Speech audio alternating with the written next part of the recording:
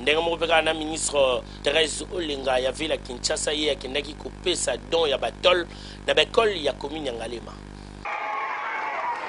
Lobby mercredi 4 mai 2011 ezalaki mokolo ya esengo pona bana classe ya Institut Technique Commercial ITC Ngalema na ndenge mama Olenga Kalonda Thérèse mère Thérèse ministre provincial ya éducation avec un pas d'idéologie ayaki kopesa bango batol mpo ete babongisa na yango institut na bango sima ya mwa visite akitaki lisusu na ITP Ngalema esika apesaki pe batol nyonso wana na souci ya kotia bana na ba condition ya kitoko toujours suka ya nyonso ezalaki nde na complexe scolaire de la Gombe esika akitaki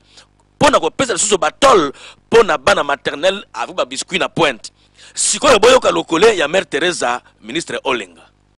tongi mwa ba école mwa na Kinshasa to réhabiliter pe mususu to pe ba ban mais to mesini na te demande des aliments pe ba muna we tuzeta nikolo yo ba école ebelezo na kama mingi ba toiture ekei moni so yule ki bana moyen batanga classe ezalite moi pe sezali makasi moyen pe lisusu ba la kamate ya malamu te yango papa gouverneur na kanisa eke tosala mwa action top tala éducation ya bana Kisasa po ete lobby bazala sur les traces ya ba oyo bazali ko diriger mboka lelo ezali nde souci ya ministre provincial ya éducation Olenga Kalonda Thérèse mère Teresa boyende malamu mama mokonzi kolembate kobaka kaboye ya sal